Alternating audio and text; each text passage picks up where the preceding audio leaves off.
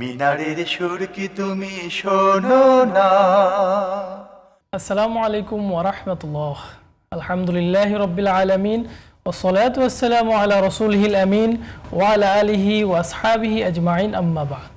সুপ্রিয় দর্শক, দূরেও কাছে বিশ্বের যে যে প্রান্ত থেকে দেখছেন, আপনাদেরকে স্বাগত জানিয়ে শুরু করছি আপনাদের প্রিয় চ্যানেল জিটিভির পর্দায় বিআরবি কেবলস নিবেদিত জিজ্ঞাসা ও জবাব অনুষ্ঠান, powered by BRB hospitals limited. আপনাদের সাথে পুরো অনুষ্ঠান জুড়ে আছে আমি মোহাম্মদ সাজিদুল ইসলাম।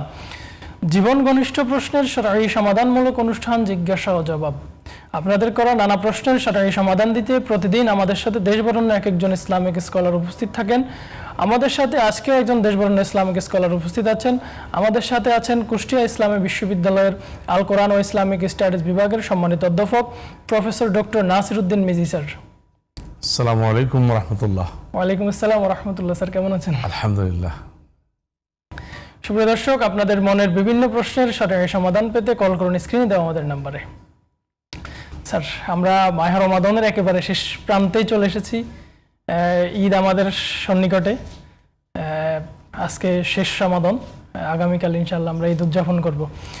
তো এই ঈদে আমাদের জন্য করণীয় এবং বর্জনীয় অনেক দিক রয়েছে আমরা মুসলিম হিসেবে। তো শুরুতেই আমরা আপনার থেকে ঈদের করণীয় সম্পর্কে আমরা শুনতে চাই। আলহামদুলিল্লাহ, আলহামদুলিল্লাহ, আসসালাতু ওয়াসসালামু আলা রাসূলিল্লাহ সাল্লাল্লাহু আলাইহি ওয়াসাল্লাম, আম্মা বাদ। দূরে এবং কাছে থেকে যারা আমাদেরকে দেখছেন এবং শুনছেন, সকল দর্শক শ্রোতাকে ঈদের শুভেচ্ছা, রমজান মুবারক, রমজান করিম জানিয়ে আমরা আমাদের আজকে উপস্থাপিত বিষয় সম্পর্কে কথা শুরু করতে চাই। আলহামদুলিল্লাহ, আল্লাহ হাজার শুকর যে আল্লাহ সুবহানাহু ওয়া তাআলা আমাদেরকে রমজানের এই মূল্যবান ইবাদত করার তৌফিক দিয়েছেন। দর্শক যুক্ত হচ্ছেন। আসসালামু আলাইকুম ওয়া রাহমাতুল্লাহ। দর্শক, আপনার পরিচয় দিয়ে প্রশ্ন করুন। ওয়ালাইকুম সালাম ওয়া রাহমাতুল্লাহি ওয়া বারাকাতুহু। জি জি দর্শক, আপনাদের অনুষ্ঠান তো আমাদের খুব সুন্দর লাগলো। সারা মাস আপনাদের এই অনুষ্ঠান শুনে আমরা খুব উপকৃত হয়েছি ভাই। জি জি, আপনাকে ধন্যবাদ আমাদের সাথে থাকার জন্য। ভাই, আমার একটা কথা ছিল, রিকোয়েস্ট ছিল, অনুরোধ ছিল। সেটা হলো, আপনাদের এই অনুষ্ঠানটা আধা ঘন্টা না করে আমরা আশা করি সামনের বছর আর হায়াতে যদি আমাদের জিন্দেগি থাকে, তাহলে আমরা 1 ঘন্টা অনুষ্ঠানটা শুনতে পাই। এটি একটু ব্যবস্থা করবেন কি? জি জি, ইনশাআল্লাহ দোয়া করবেন আমরা যাতে 1 ঘন্টার অনুষ্ঠান করতে পারি আর এটা যাতে নিয়মিত করতে পারি। আমরা দোয়া করি ভাই, এত সুন্দর অনুষ্ঠানের জন্য আমরা দোয়া করি আপনারা ভালো থাকেন, সুস্থ থাকেন এবং আল্লাহ বেহেশতে নসিব করুক আপনাদের। পাশাপাশি আমার একটা প্রশ্ন আছে ভাই। জি জি, প্রশ্নটা হলো, এই যে কিছু লোক বলে যে লালনের একটা গানের কথা বলে যে নবী সেই রাসূল তাহাতে নাই কোনো ভুল, খোদাও সেই হয়। পাশাপাশি বলে যে এই কথা কোরআনে কয়। এই কথা কি আসলে কোনো কোরআনে আছে? এরকম কোনো ব্যাখ্যাটা আছে নাকি ভাইজান? জি, আবার একটু বলবেন। যেই নবী সেই রাসূল তাহাতে নাই কোনো ভুল, জি, খোদাও সেই হয়। এই কথা লালন বলে না, কোরআনে কয়। আচ্ছা, কথা কি কোনো আছে? এই কথার কোনো ভিত্তি আছে কিনা, এই তো? জি, আপনার প্রশ্ন আমরা বুঝতে পেরেছি। দর্শক, আপনাকে ধন্যবাদ। জি স্যার। জি, ওনার প্রশ্নটা হচ্ছে, স্যার, যে নবী সেই রাসূল তাহাতে নেই কোনো ভুল, এটাতে মানে এটা সম্ভবত কোনো গানের অংশ। এটার কোনো ভিত্তি আছে কিনা? Thank you. আসলে এইভাবে গানের আকারে আসলে কোরআন হাদিসে এইভাবে এই ধরনের কোনো মানে ছন্দ আকারে এই ধরনের কোনো কথা আমাদের জানা মতে নেই আর কি। এমনি রাসূলুল্লাহ সাল্লাল্লাহু আলাইহি ওয়াসাল্লামকে উদ্দেশ্য করে আমরা আল্লাহ সুবহানাহু ওয়া তাআলা এবং রাসূলুল্লাহ সাল্লাল্লাহু আলাইহি ওয়াসাল্লাম নিজেও যেটা আমরা আমাদের এই তাশাহুদের মধ্যে আমরা বলে থাকি যে আবদুহু ওয়া রাসূলুহু, মুহাম্মদুর রাসূলুল্লাহ সাল্লাল্লাহু আলাইহি ওয়াসাল্লামকে আল্লাহ আবদিয়তের সর্বোচ্চ মর্যাদা এবং রিসালাতের সর্বোচ্চ মর্যাদায় অভিষিক্ত করেছেন। তো যে নবী সে রাসূল এই ধরনের ছন্দ আকারে এই ধরনের কোনো কথা আমি কোরআন সুন্নাতে এই আকারে এভাবে নেই। এটা একজন কবি বা লেখকের কোনো লেখক অথবা কোনো কবি হয়তো বলতে পারেন, কিন্তু এগুলাকে একেবারে অত্যন্ত টেক্সচুয়াল কোনো মূল্যায়নে মূল্যায়িত করার কোনো প্রয়োজন নেই। কোরআন সুন্নাহ রাসূলুল্লাহ সাল্লাল্লাহু আলাইহি ওয়াসাল্লামের রিসালাত এবং নবুয়তের স্বীকৃতি, এটা আমাদের ঈমানের অংশ। আমাদের তাওহীদ, রিসালাত, আখিরাত, এটা আমাদের রিসালাতের অংশ। এটা কেউ কবিতা বলুক আর না বলুক। যেমন আমাদের কবি, জাতীয় কবি কাজী নজরুল তো রাসূলের শানে অনেক কবিতা লিখেছেন। হ্যাঁ, স্যার একজন দর্শক যুক্ত হচ্ছেন। আসসালামু আলাইকুম ওয়া রাহমাতুল্লাহ। দর্শক আপনার পরিচয় দিয়ে প্রশ্ন করুন। জি, লাইনটি কেটে গেছে। স্যার আমরা বলছিলাম আসলে আমরা যে আলোচনা ছিল, আমাদের আলোচনা চলছিল আসলে ঈদ উল ফিতর সম্পর্কে, ঈদ উল ফিতর করণীয় বর্জনীয় সম্পর্কে। প্রথম কথা হচ্ছে যে বর্জনীয় খুব একটা বেশি নেই, তবে বর্জনীয় প্রথম কথা হচ্ছে যে ঈদের দিন রোজা রাখা হারাম। ঈদের দিন যদিও মানে রোজা রাখা, সিয়াম সাধনা, এটা একটা অত্যন্ত ভালো আমল, কিন্তু আমল বা ইবাদত হওয়ার জন্য প্রথম শর্ত হচ্ছে ইবাদত নির্ধারণের মূল ক্রিয়ানক বা মূল সারে হচ্ছে আল্লাহ সুবহানাহু ওয়া তাআলা এবং রাসূলুল্লাহ সাল্লাল্লাহু আলাইহি ওয়াসাল্লামের রিসালাত। সুতরাং আল্লাহ এবং রাসূল সাল্লাল্লাহু আলাইহি ওয়াসাল্লাম যেটা বলবেন সেটা ইবাদত। যেদিন বলবেন, যেই ক্ষণ বলবেন, সেই সময়ে সেই কাজ করাই হচ্ছে ইবাদত। সুতরাং রোজা ভালো কাজ হওয়া সত্ত্বেও। দর্শক যুক্ত হচ্ছেন। আসসালামু আলাইকুম ওয়া রাহমাতুল্লাহ। দর্শক আপনার পরিচয় দিয়ে প্রশ্ন করুন। আমি প্রশ্ন করব, আমি আবেদ আলী বলছি রাজশাহী নগর থেকে। জি জি, প্রশ্ন করুন। প্রশ্ন যে আমার স্ত্রী আজ 10 দিন আগে মারা গেছে। 10 দিন আগে মারা গেছে, সে তার ফিতরা দেওয়া যাবে কি যাবে না? 10 দিন আগে মারা গেছে, তার ফিতরা দিতে হবে কিনা নাকি? জি জি জি, দর্শক ধন্যবাদ। স্যার যে আলোচনা ছিলাম, হ্যাঁ, আমরা আলোচনা করছিলাম আসলে প্রথম কথা হচ্ছে যে ঈদ উল ফিতরের দিন, ঈদের দিন রোজা রাখা হারাম, বর্জনীয় প্রথম কাজ এটা। আরেকটা বিষয় আপনাদেরকে বর্জন করতে হবে, সেটা হচ্ছে যে আবার আসবে আরেকজন দর্শক আমাদের সাথে যুক্ত হচ্ছেন। আসসালামু আলাইকুম ওয়া রাহমাতুল্লাহ। দর্শক আপনার পরিচয় দিয়ে প্রশ্ন করুন। ওয়ালাইকুম সালাম। আসসালামু আলাইকুম। ওয়ালাইকুম আসসালাম। হুজুর, আমার একটা প্রশ্ন ছিল যে গত 2 দিন আগে দেখলাম যে বিভিন্ন সোশ্যাল মিডিয়ায় এক এলাকায় আর কি 7 জন মিলে আর কি ঈদের জামাত করছে। আসলে এটা শরীয়ত মতে কতটুকু আর কি জায়েজ? জি জি জি, আপনার প্রশ্ন বুঝতে পেরেছি, ধন্যবাদ দর্শক। জি স্যার। হ্যাঁ, আমাদের সাদকাতুল ফিতরের ব্যাপারে, সাদকাতুল ফিতর কোনো অবস্থাতেই, সাদকাতুল ফিতরটা অবশ্যই ঈদের দিনে মানে সালাতের আগে আপনাকে আদায় করতে হবে। আপনি এরপরে যে সাদকা আপনি যদি নামাজের পর বা ঈদের পরের দিন নিয়ে যান, এটি কিন্তু আপনার সাদকাতুল ফিতর হিসেবে গণ্য হবে না, এটা সাধারণ সদকা হিসেবে গণ্য হবে। সুতরাং এই ব্যাপারেও সতর্ক থাকতে হবে। আর করণীয়ের ভিতরে অনেক কিছুই আছে। প্রথম স্যার, আমরা আবারও আসবো আপনার কাছে। তো আমাদের একজন দর্শকের প্রশ্ন ছিল যে 10 দিন আগে একজন লোক মারা গিয়েছেন, তো ওনার ফিতরা দিতে হবে কিনা? জি না, 20টা রোজায় ছিলেন, কিন্তু ওনার ফিতরা দিতে হবে না। ওনার ফিতরা দিতে হবে না। জি স্যার। আচ্ছা, আরেকজন দর্শকের প্রশ্ন ছিল যে আমরা গত কালকে সম্ভবত সোশ্যাল মিডিয়া দেখতে পেলাম 7 জন লোক এক জায়গায় ঈদের জামাত করতেছেন, ঈদ উদযাপন করতেছেন। এ সম্পর্কে ইসলামী শরিয়া কি বলে? আমাদেরকে প্রথম কথা হলো রাসূলুল্লাহ সাল্লাল্লাহু আলাইহি ওয়াসাল্লামের হাদিস হচ্ছে সুমু লিরুয়াতিহি ওয়া আফতরু লিরুয়াতিহি। চাঁদ দেখে রোজা রাখো, চাঁদ দেখে রোজা ভাঙো। জি। আর যেখানে ফাইন গুম্মা আলাইকুম ফাআকমিলু ইদ্দাত 30, যেখানে আপনারা দেখেন রোজা যদি হয়, যদি আপনাদেরকে চাঁদ দেখে রোজা রাখতে হবে, চাঁদ দেখে রোজা ভাঙতে হবে। যদি আকাশ যদি পরিচ্ছন্ন না থাকে বা কখনো যদি চাঁদ দেখার ব্যাপারে সন্দেহের সৃষ্টি হয়, সেক্ষেত্রে 30 রোজা পুরা করতে হবে। এটি হচ্ছে মূলনীতি। সুতরাং এই মূলনীতির আলোকে আমরা মনে করি আজ যদি আমাদের 29 রোজায় বাংলাদেশের 29 রমজানে বাংলাদেশের আকাশে চাঁদ দেখা যায়নি, এমত অবস্থায় আমাদের জন্য বিকল্প হচ্ছে ফাকমিলুল ইদ্দাতা 30 রোজা আমাদেরকে পূর্ণ করতে হবে। সেই দৃষ্টিভঙ্গি অনুসারে কেউ যদি এর ব্যতিক্রম করে থাকে সেটা তার দায়িত্ব। তবে আমরা মনে করি যে আমাদেরকে অবশ্যই 30 রোজা পালন করতে হবে। 30 রোজা পালনের পরেই আমাদের ঈদ উদযাপন করা। তারা যে কাজটি করেছে এটা শরীয়ত সম্মত না, এটা আমরা কোনোভাবেই শরীয়ত সম্মত হিসেবে গ্রহণ করতে পারি না। জি স্যার আর না হয় যদি তার রাষ্ট্রীয়ভাবে ঘোষণা আসে যে ঈদ পালন করার জন্য, সেটা হচ্ছে ভিন্ন হিসাব, কিন্তু সে নিজে নিজে তারা এটা করতে পারে না। রাষ্ট্রীয় বিষয়ে এখানে একটা বিষয় দেখেন, স্যার একজন দর্শক যুক্ত হচ্ছেন। আসসালামু আলাইকুম ওয়া রাহমাতুল্লাহ। দর্শক আপনার পরিচয় দিয়ে প্রশ্ন করুন। আসসালামু আলাইকুম, আমি মোহাম্মদ রহমতুল্লাহ খান। আমার প্রশ্ন হচ্ছে, অনেক সময় আমাদের মসজিদে ইমাম সাহেব থাকে না, তো মসজিদ সাহেব তুলনামূলক কম জ্ঞানী এবং কম জানেন, তিনি কোরআনের হাফেজও না, তো এমন তো অবস্থায় তিনি ইমামতি করেন এবং ইমামের সম্পূর্ণ দায়িত্ব পালন করেন। দর্শক আপনার প্রশ্ন, তার পিছনে মনে হয় আমার নামাজ হচ্ছে না। আপনার প্রশ্নটি বুঝতে পারিনি, আবার একটু বলবেন। আমাদের মসজিদের ইমাম সাহেব অনেক সময় থাকে না এবং আমাদের মসজিদে যে মুয়াজ্জিন সাহেব আছেন, মুয়াজ্জিন সাহেবটি তুলনামূলক কম জ্ঞান সম্পন্ন।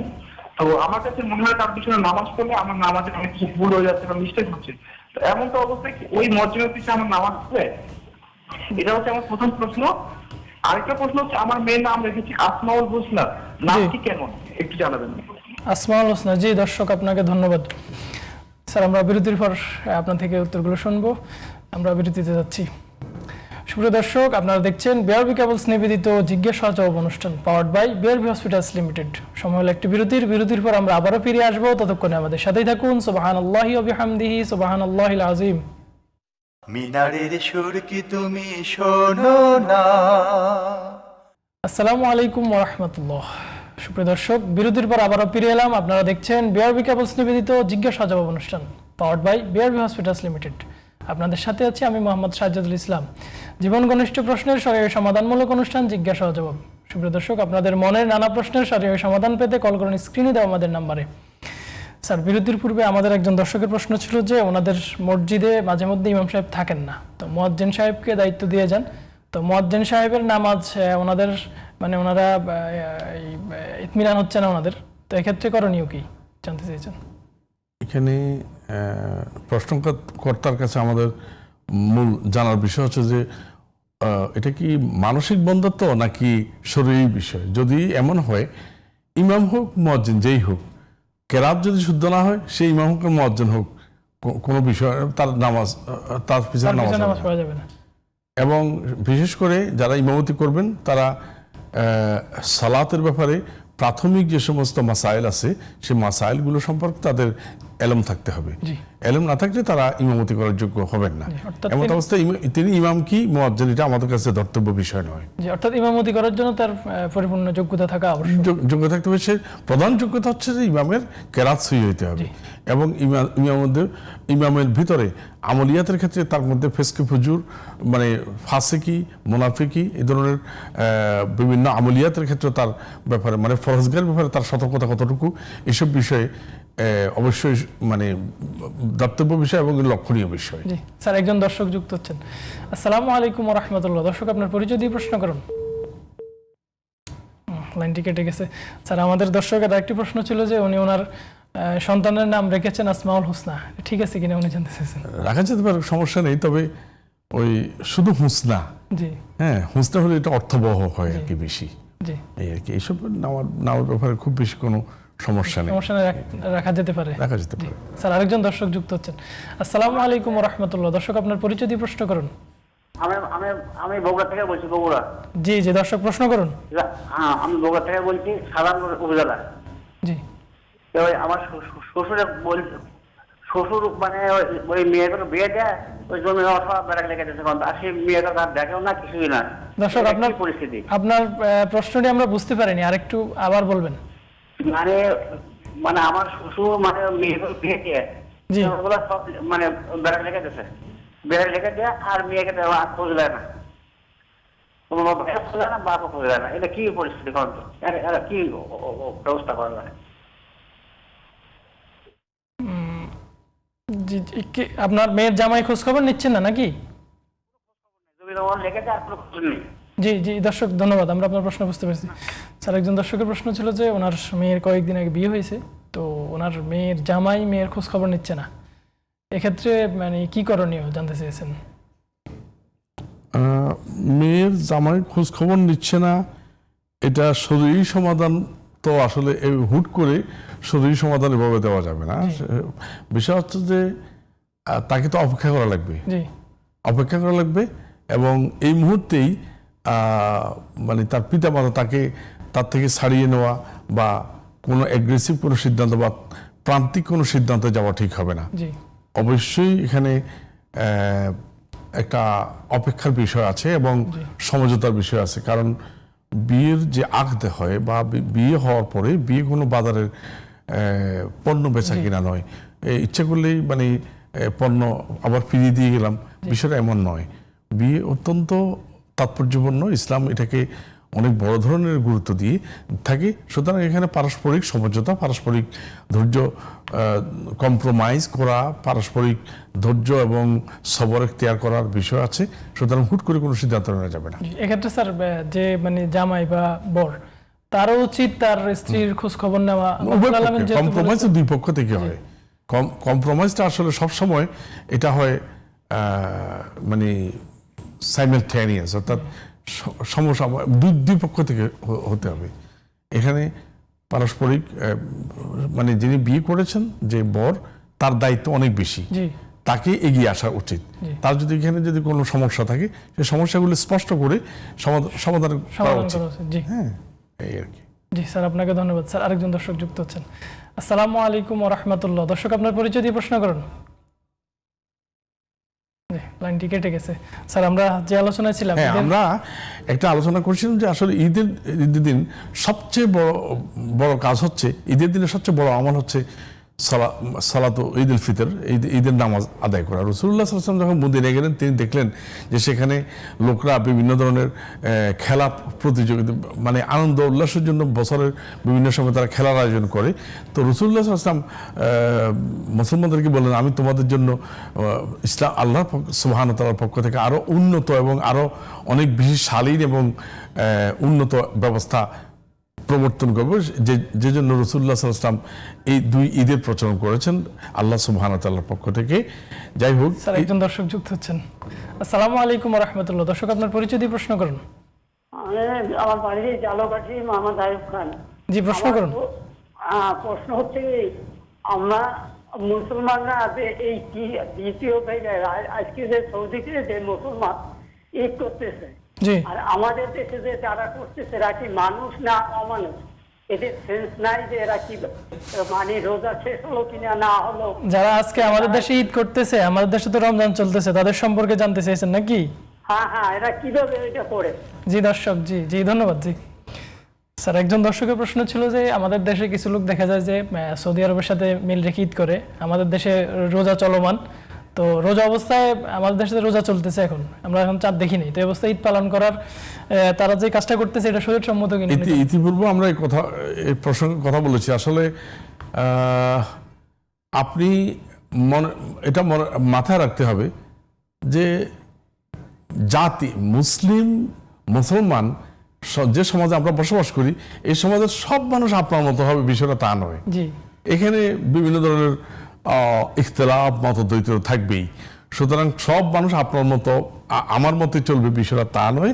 কিন্তু মনে রাখতে হবে যে এরা ফিতনাবাজ, অর্থাৎ এরা সমাজে বিশৃঙ্খলা সৃষ্টিকারী। এই বিশৃঙ্খলা সৃষ্টিকারীর ব্যাপারে আবার আপনাদেরকে নিজে নিজে আইন হাত তুলে নেওয়ার কোনো সুযোগ নেই। এবারে রাষ্ট্র আছে, সমাজ আছে, রাষ্ট্রীয় কর্তৃপক্ষ আছে। রাষ্ট্রীয় কর্তৃপক্ষ এদের ব্যাপারে সিদ্ধান্ত নেবেন এবং সাথে সাথে বিশৃঙ্খলাকারীদের ব্যাপারে শরীয়তের ইসলামী শরীয়ত এদেরকে অত্যন্ত অবজ্ঞার শুরু দেখেছে এবং শরীয়তের অনেক মাকাসিদ শরীয়তের অবজেক্টিভসের মধ্যে এটাও অন্যতম যে মানে মাসালিহুল উম্মার যেটা সুবিধা, সেই বিষয়টাকে ইসলামী শরিয়া অনেক সময় প্রাধান্য দিয়ে থাকে। সুতরাং আপনি এবার গোয়ার্তুমি করা অথবা বিশৃঙ্খলা যারা করে থাকে তাদেরকে অবশ্যই আমরা ঘৃণার চোখে দেখব। সাথে সাথে আমরা যারা ঘৃণার চোখে দেখব তারা যেন আইন নিজের হাতে তুলে না নেয়। স্যার একজন দর্শক যুক্ত হচ্ছেন। আসসালামু আলাইকুম ওয়া রাহমাতুল্লাহ। দর্শক আপনার পরিচয় দিয়ে প্রশ্ন করুন। আসসালামু আলাইকুম, আমার বাড়ি রাজশাহীতে, আমার নাম হলো মনির। জি, প্রশ্ন করুন দর্শক। জি, আমার প্রশ্ন হলো ইসলামের পথ ও মত এক ও অভিন্ন না ভিন্ন? একক নাকি ভিন্ন নাকি? জি জি দর্শক ধন্যবাদ। স্যার আমাদের দর্শকের প্রশ্ন ছিল ইসলামের পথ ও মত একক নাকি ভিন্ন, উনি এটা জানতে চেয়েছেন। একটি পথ না ভিন্ন ভিন্ন পথ রয়েছে উনি জানতে চেয়েছেন। আপনাকে ধন্যবাদ এই প্রশ্ন করার জন্য। আপনাকে প্রথমত মনে রাখতে হবে ইসলামের কিছু বিষয় আছে উসুল, কিছু বিষয় আছে ফুরু, অর্থাৎ কিছু আছে মানে basic principal of Islamic injunction, ইসলামের বিধানের মৌলিক বিষয়, আর কিছু আছে মানে শাখা প্রশাখা বিষয়। মৌলিক বিষয়গুলোতে ইসলাম এক অভিন্ন, তাওহীদ, রিসালাত, আখিরাত, এবারে ইসলামের কোনো ভিন্নতা নেই। রাসূল মুহাম্মদ সাল্লাল্লাহু আলাইহি ওয়াসাল্লামের রিসালাতের ব্যাপারে কোনো মতদ্বৈতার সুযোগ নেই। একজন দর্শক যুক্ত হচ্ছেন। আসসালামু আলাইকুম ওয়া রাহমাতুল্লাহ। দর্শক আপনার পরিচয় দিয়ে প্রশ্ন করুন। আসসালামু আলাইকুম। ওয়ালাইকুম আসসালাম। দর্শক আপনার প্রশ্ন করুন। জি, আমি ঢাকা থেকে ইসলাম। জি জি, প্রশ্নটি করুন। আমার প্রশ্ন হচ্ছে যে মূলত বীর্যপাতের কথা বলা হয়েছে, তাই তো? আপনার প্রশ্নটি আমরা বুঝতে পারছি না, কথা শোনা যাচ্ছে না। হ্যালো, জি জি, বলুন বলুন। সবে কথা বীর্যপাতের কথা বলা হয়েছে। বেজরাত সম্পর্কে জানতে চাচ্ছেন?